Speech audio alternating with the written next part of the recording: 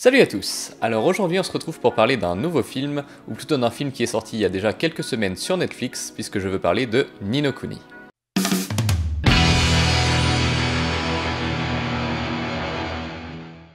Alors d'abord, Ni no Kuni, qu'est-ce que c'est? En fait, il faut savoir qu'à la base, Ni no Kuni, c'est un jeu vidéo qui est créé en collaboration entre Level 5, donc le studio de jeux vidéo, et le studio d'animation Ghibli, duquel on a beaucoup parlé sur la chaîne. Et donc en fait, c'est effectivement Ghibli qui s'est occupé des décors, qui s'est occupé du character design, donc du design des personnages, et donc de tout un tas d'aspects à ce niveau-là. Et ensuite, tout ça a été mis en forme dans un jeu vidéo, donc de rôle, un peu au tour par tour, mais en même temps en temps réel, c'est-à-dire qu'il y a des éléments de jeu de rôle au tour par tour, pour ceux qui connaissent, et ça se met en place dans quelque chose qui se passe en temps réel, un peu comme les derniers Final Fantasy par exemple, à partir du 12. Donc voilà, j'ai pas personnellement joué énormément au jeu, j'ai juste fait la démo et j'ai vu pas mal d'images. D'ailleurs, il y a eu plusieurs jeux qui sont sortis depuis. Moi là, je parle surtout du jeu original. Et donc récemment sur Netflix, on a appris qu'il y allait avoir un film adapté, donc, ou en tout cas partant du même univers que Ni no Kuni. Donc ça laissait appréhender de bonnes choses, puisque comme le studio Ghibli avait effectivement travaillé en collaboration avec le jeu vidéo, on pouvait s'attendre à ce qu'ils aient aussi un peu leur patte au niveau du film d'animation. Mais il se trouve que non, en fait c'est bien un autre studio qui s'est occupé de l'animation ici, et donc Ghibli n'a pas du tout eu de lien avec le film. Et malheureusement, comme on va voir, ça se ressent un peu, je trouve. Alors première chose, le film démarre plutôt bien. L'animation dans l'ensemble est assez propre, à part quelques éléments sur lesquels on reviendra plus tard, mais sinon c'est plutôt bien animé. Les personnages sont pas très originaux au niveau de leur design, mais ça passe. On a un personnage aussi qui est handicapé, ce qui était intéressant. Je me suis dit qu'en voyant le début du film que ça allait peut-être être un élément justement qui allait être utilisé pas mal, puisque en fait il démarre, il peut pas marcher, il est en fauteuil roulant.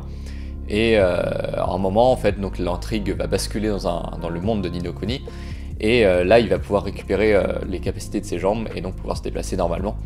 Et je pensais que ça allait être plus exploité, qu'il allait avoir un peu des allers-retours, qu'il allait avoir un peu un côté que ça fasse réfléchir un peu à qu'est-ce que c'est qu'avoir un handicap ou par rapport à être valide, des choses comme ça. Et finalement c'est assez peu utilisé dans le film, donc c'est un peu anecdotique malheureusement. Mais pour en revenir au scénario, l'histoire démarre, on a un groupe de 3 amis lycéens, comme d'habitude dans beaucoup de films japonais.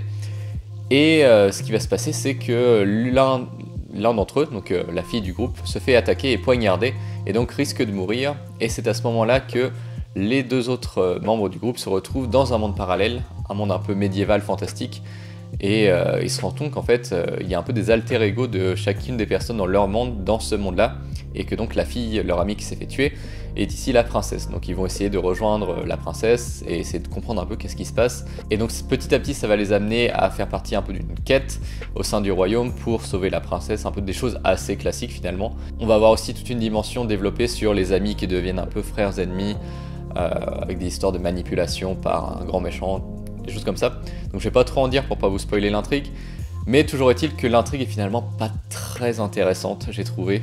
Comme je disais, la première moitié du film se regarde plutôt bien et on se demande un peu vers où ça va aller, et quand on commence à voir un peu la direction que le film prend, c'est très classique, c'est très vu et revu. Et pareil au niveau de l'univers, j'ai trouvé que par rapport aux jeux vidéo ça avait l'air bien moins riche, bien moins atypique. Ça faisait vraiment un peu monde de fantasy très banal pour la plupart des animés. Donc si vous avez vu d'autres animés fantastiques, ça va pas du tout vous dépayser, tout ce qui est par exemple les isekai, les choses comme ça. Et donc voilà, c'était un peu la douche froide à partir de la première demi-heure, 45 minutes du film. J'ai quand même regardé jusqu'au bout, histoire de voir, mais en fait à un peu plus de la moitié du film, j'ai vraiment décroché et j'ai suivi vraiment de loin, parce que j'ai trouvé que le film est devenu vraiment prévisible et ennuyeux.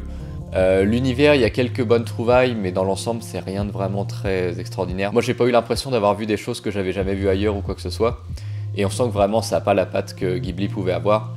Donc voilà, je pense que le film a des bonnes intentions de base, mais au niveau de la réalisation et au niveau du scénario surtout, c'est pas très intéressant. Il y a aussi des effets de 3D qui sont vraiment très moches, notamment au niveau de l'espèce de bataille finale un peu qu'il y a. Il y a des créatures qui sont modélisées en 3D, mais c'est vraiment de la 3D qui s'intègre pas bien du tout avec le reste de l'univers. Donc voilà, si vraiment vous êtes curieux et que vous avez adoré les jeux, vous pouvez y jeter un œil, mais je vous conseille pas forcément de le voir absolument. Sauf si vraiment vous êtes intéressé par l'animation comme moi, ou si vous avez rien de spécial à faire par curiosité. Mais voilà, je pense qu'on peut rien vraiment trouver d'extraordinaire au film. au-delà de quelques petites choses à gauche à droite.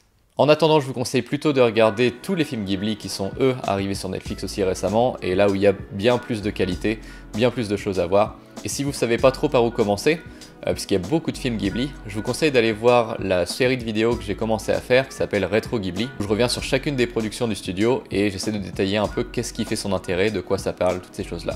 Alors voilà, j'espère que cette courte critique vous aura plu, et on se retrouve la prochaine fois pour un autre film d'animation. Salut!